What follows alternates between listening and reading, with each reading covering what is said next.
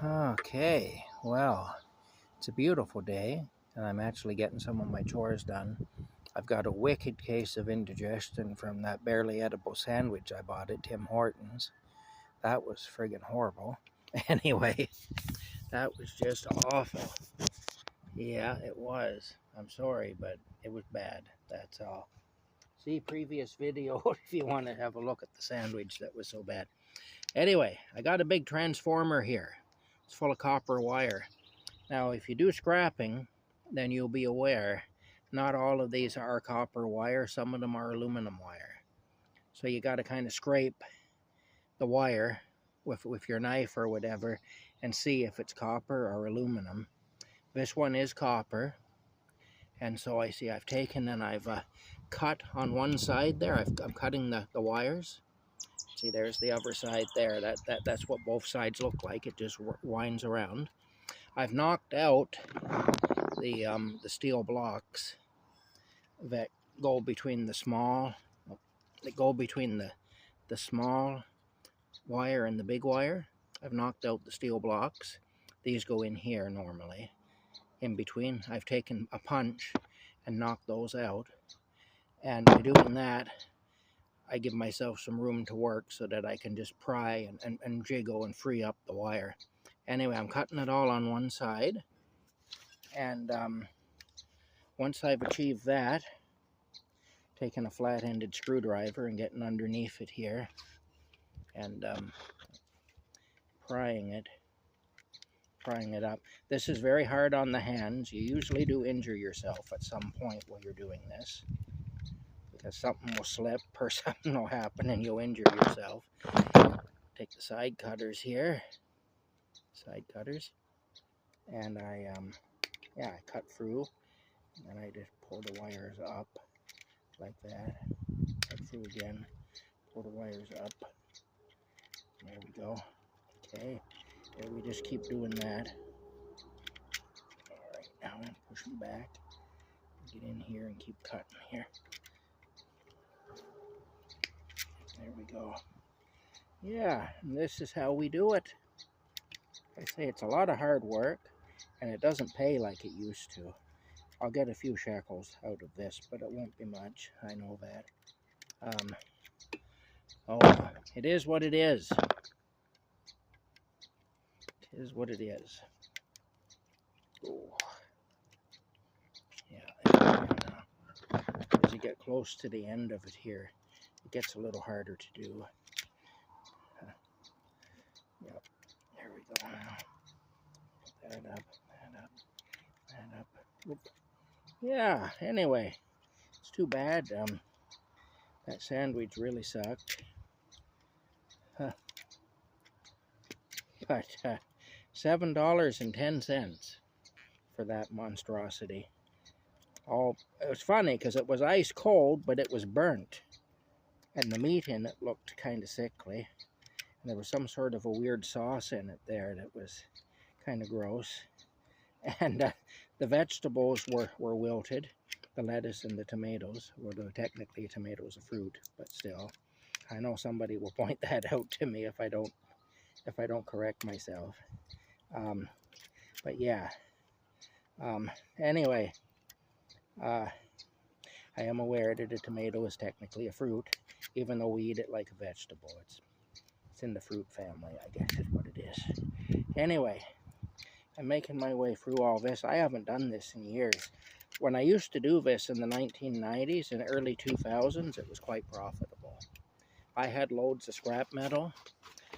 I'd take a carload of scrap metal to Baker Brothers in Ottawa, and I'd get like $600 or $700 for a carload.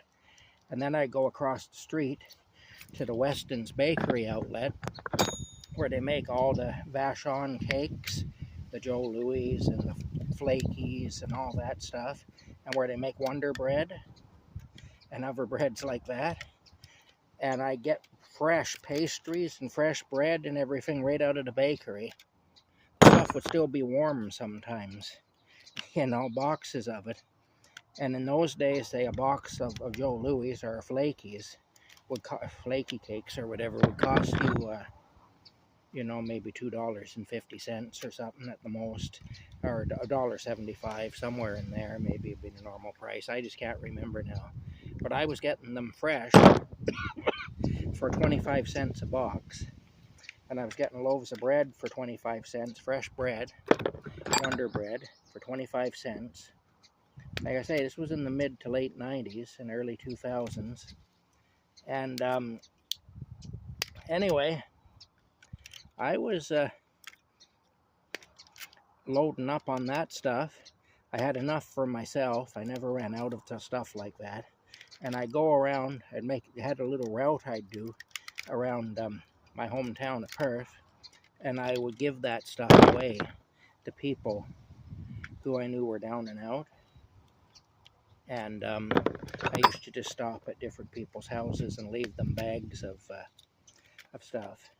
Plus, my grandpa at the time, my grandpa lived until 96, and prior to his death in 96, I used to go over to his house and raid his garden with his permission. He was in the habit of growing a big garden from back in the 30s and 40s when he had a family to support, you know. And he never got out of that habit. So he had all this stuff he'd grow, and he was just there by himself. My grandma had passed away and everything, you know. Other than the odd time somebody would come and get some stuff out of the garden, or he'd get something, maybe he'd get some green onions or some carrots or something like that to eat. Other than that, it was all just going to sit there and rot, you know, all this beautiful produce that he grew. And so I'd load that up, bags of it, anyway, plastic shopping bags full of it, and I'd take that around with the bread and the cakes. And so the people would get fresh, when we give each household, say, a couple of fresh loaves of bread, and, you know, a couple of boxes of Flakies and a couple of boxes of Joe Louis, and maybe a loaf of raisin bread or something like that, if they had that on at the time. You couldn't always get that on the day I was there, but if they had it there, if they were doing raisin bread that day, then I got raisin bread too for the people. And I'd make up these little care packages anyway, and just kind of quietly go around and distribute them. And you know, when my cat Muella passed away there, when she got killed by a fisher in the woods right back there, the second day we were here, it was amazing how many people on Facebook, because I was accused of killing her, and it was amazing how many people on Facebook actually spoke up on my behalf and said, you know, he would never do that, like, you know. And they mentioned all this stuff, you know, about how their family would have went hungry and stuff like that. But anyway, probably saved my ass, really, because it was looking for a little while there like I was going to go to jail or something for cruelty to animals.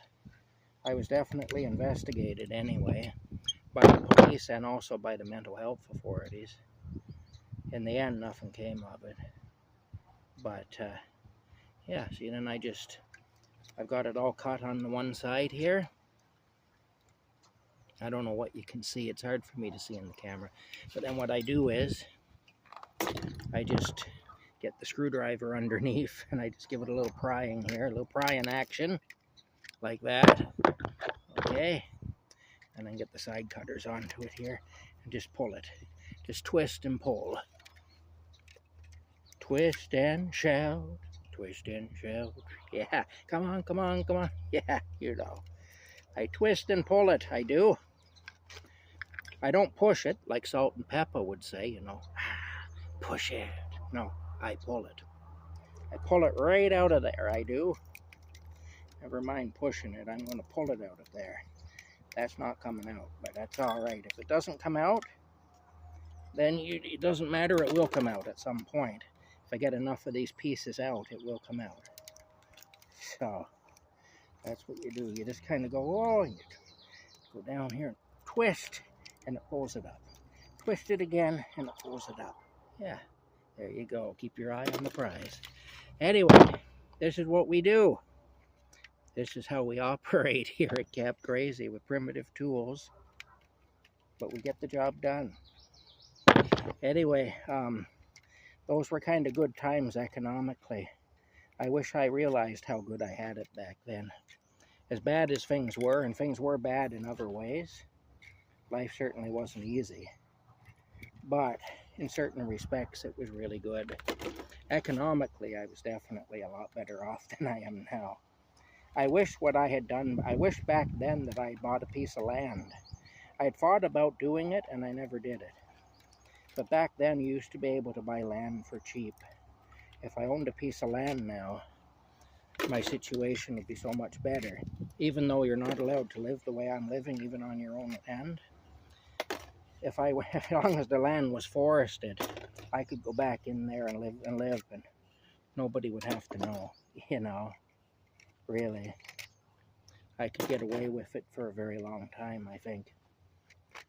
Anyway, bottom line is,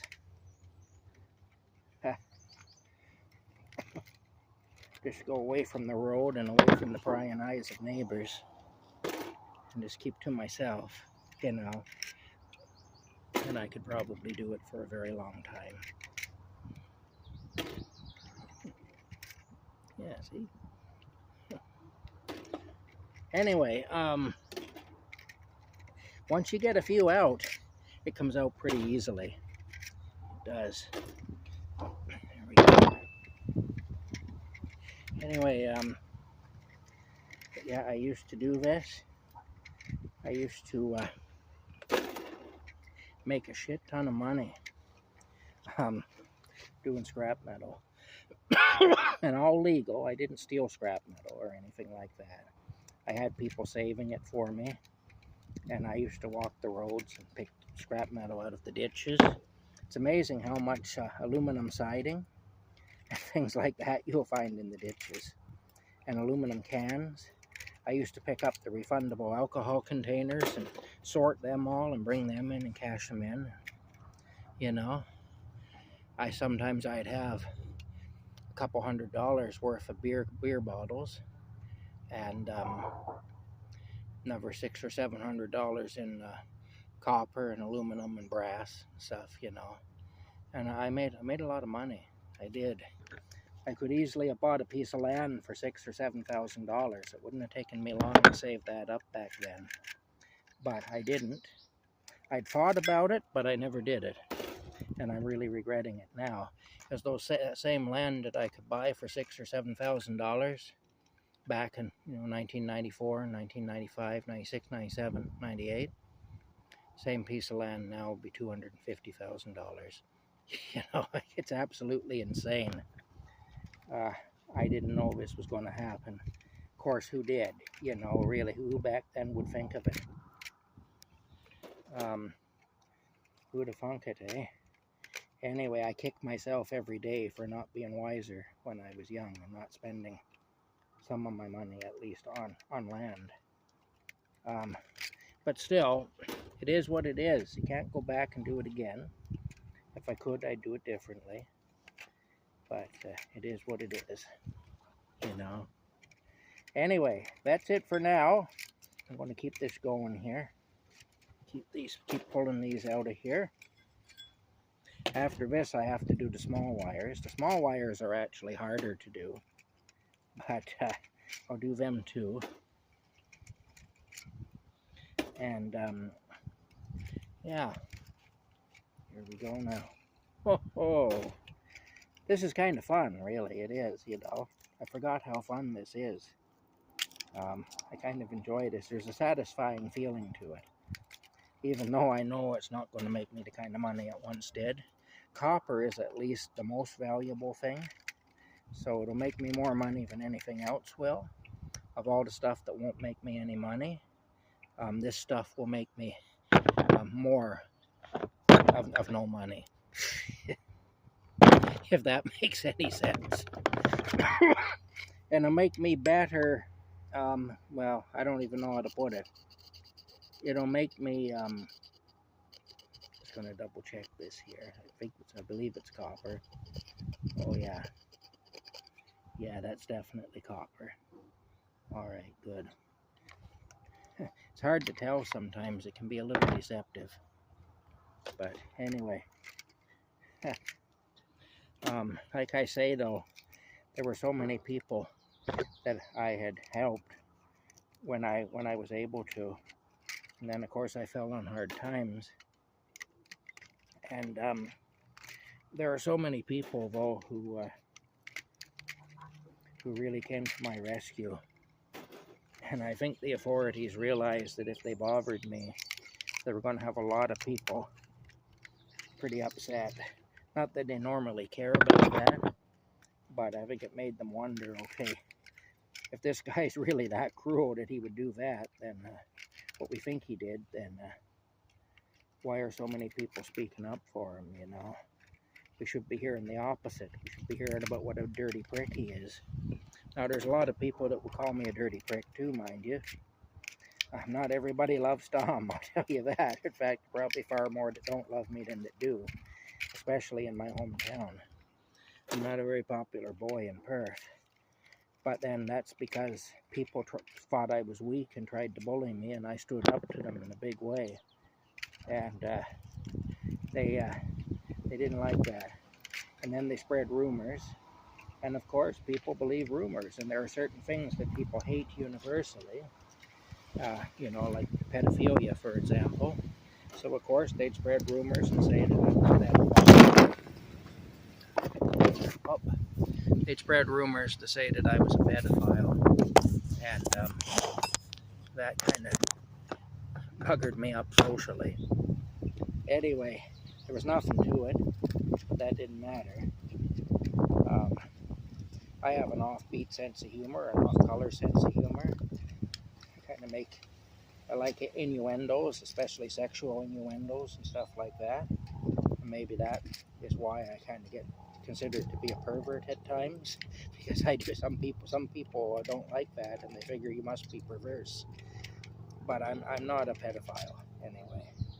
But unfortunately, some of the people who were mad at me because I wouldn't agree to be their victim, basically, and they were scared of me because I'd end up being more violent and more crazy than they were. And with some of them, that was an accomplishment, you know, given the way some of these people were. But anyway, the fact that I would out crazy them and out violent them, and that I was prepared to go further with the violence than they were, if needs be, made it that they were afraid to tackle me head on anymore. So they spread rumors about me to be sneaks, you know. Look at that handful of money right there. Like I say, not nearly what it would have been a few years back, but every little bit helps. Anyway, and I should have a good load of copper by the time I'm finished dismantling all this stuff. But yeah, so anyway, that's what would happen. My car would get vandalized, and you know, they'd carve the word pedophile into the paint and rapist and all that. Funny thing is, the police in Perth didn't like me, and they would love to have gotten me into jail on a charge like that. So if I had been doing things like that, they'd have caught me, because they are always watching me and hoping they could catch me at something. So, I mean, the police were some of the bullies I had issues with. You know, the police were quite abusive. But the thing is, what I found was, the thing is, they never did ever lay a charge like that against me or anything. Like I say, if they had thought they even had a remote chance of making a case, they would have. Nobody ever made a formal accusation against me. It was always general statements. Well, you're the type. We think you're the type that would do that, people would say. You know, you seem like the type, or whatever, you know. But anyway, the bottom line is, I'm not. And it was quite hurtful anyway. It's one of the reasons that I left Perth. But small towns be like that, though, you know, gossip and stuff. Rumors take on a life of their own, you know, and it can be quite hurtful. It can be quite damaging to a person. But even so, even with my bad reputation in Perth, there were people from Perth who came forward and defended me when I was accused of that evil deed, you know, that I had decapitated my cat. So, anyway, I'm capable of a lot of bad stuff, but I'm not capable, I don't hurt innocent people or innocent animals.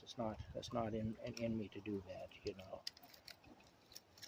I'm capable of really bad stuff when I'm dealing with another man who's targeted me so I can be his victim or whatever, so he can beat me up and make himself feel better about his own shortcomings by doing so.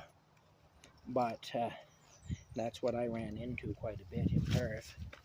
Anyway, I've got the big wire out now for the most part. I got to get all this other stuff out here too, though. Now this all needs to come out. Yeah, there they are, looking for the side cutters. Anyway, this is just a little fireside chat, I guess, we're having right now, you could say. A little bit of background information for you about me and where I come from, and some of my struggles that I had early on, and some of my triumphs too, because it wasn't all bad. But yeah, I definitely did suffer, though, in certain ways. Had a lot of cars destroyed by vandals. That cost me some money over the years, and it meant that I had to part with some cars that I really liked. And I am kind of a car guy, so that hurts me, you know. They kind of hit me where it would hurt, you know, and that's what they'll do. When people are mad at you, that's what they're trying to do, is to hit you where it'll hurt you, you know. And they did. But I survived. I'm still here. I'm a defiant asshole, you know. I'm not just an asshole, I'm a defiant asshole. And the fact that I knew, or know, that some people would prefer it if I wasn't here anymore is reason enough for me to continue.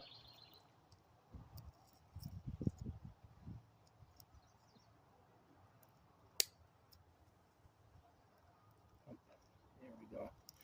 You don't waste anything here, I'll tell you. Oh, there we go. Anyway, yeah. But like I say, I do have that regret, though, that I never bought any land. I'd be so much better off today if I had have done that, you know. Like I say, I didn't know. That's all. I didn't know. Oh well. Oh well. Hey, what can you do? You can only move forward. You can't go back. But yeah, and there's a lot of things I wouldn't want to go back to, as I just said. There's a lot of stuff that I'm glad to be done with now. I don't get bothered too much anymore. I'm an old man now. People pretty much leave me alone. Since this situation started, I've aged a lot. I've seen people I know in Perth when I've been there, when I've been in stores and whatnot, and I'm sure they didn't recognize me. That's how much I've changed in appearance since all this started. I've aged about 20 years. I was young looking for my age when all this started, and I've aged about 20 years anyway. I would say 15 or 20 years in the last 4 years, you know. But it is what it is anyway. Still surviving day by day, and I'm grateful. Okay, there we go. Well, I'm grateful for the people here who have let me camp on their property for 4 years. They're good people. They took a certain amount of personal risk by allowing it. Even the one relation who's mad at me for being here and who never was supporting me being here, and who's the main reason I'm leaving here now, and really he is the reason I'm leaving here now. But even to him I'm grateful, because as much as he didn't agree with it or support it, you know, he still ended up tolerating it for 4 years a situation that he never wanted to occur on his family's farm, on his family's property. And it is his family's property. It's not my family's property. The man who allowed me to camp here is a friend of mine, and a member of the family that owns this land. And I met him for the auctions when I was working for the auctioneer. He used to come to all the auctions, and we kind of got to be friends anyway, and that's how I got to know him. But these people certainly don't owe me anything, and I owe them a great debt anyway for what they've done for me, Anyway, I'm grateful for that. I'm grateful for a lot of things, really. Life could be a lot worse than it is.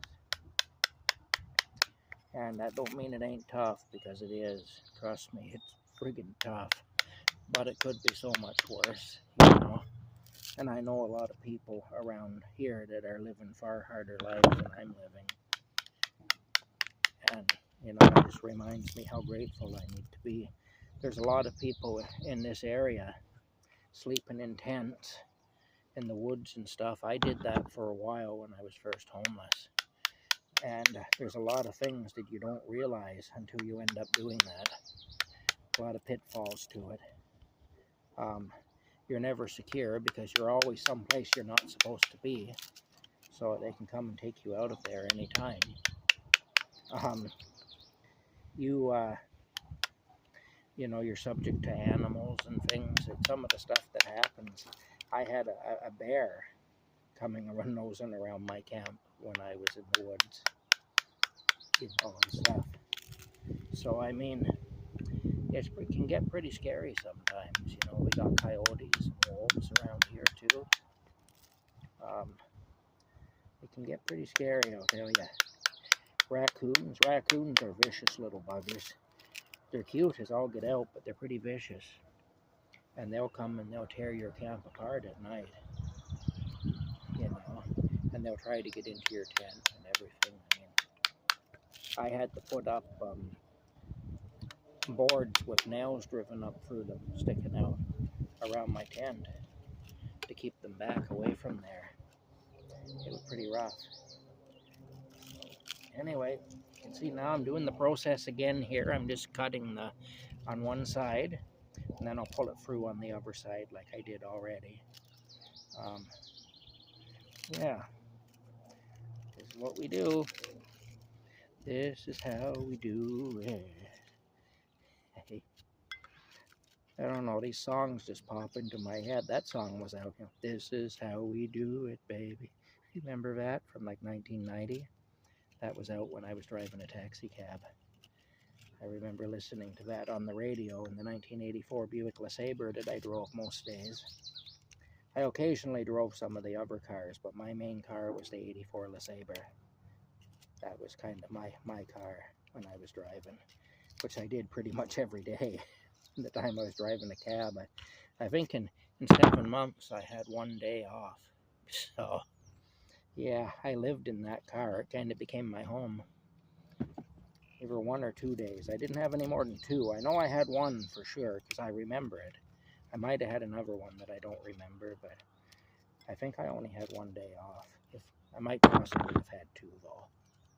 So I might be lying to you about having 1 day off. Anyway, this is quite the job, I'll tell you. But yeah, you just keep spreading it out there, cutting it and spreading it out, and prying it up with the screwdriver. And you can get onto it with the side cutters and cut it. Later on, I'm going to take my salad that I have in the fridge, because it'll be all slimy too, probably, now. And my chicken sandwich that I didn't eat. And my, whatever, I'm going to take it back and dump it for the wild critters. But I'll do that at a later time today. I will. I'm putting it all in can't see it from your angle, but I'm putting it all into a container over that way, over my shoulder, basically. That's where where it's all going. Yeah, oh my goodness. This fine wire is actually a little harder to work with, but that's all right. It's worth money too. Like I say, not what it was worth, but it's still worth something. Every so often you gotta push the grips back up there. They slide down. Yeah. All right. Anyway, I'm gonna keep at this. I hope you're all having a good day so far.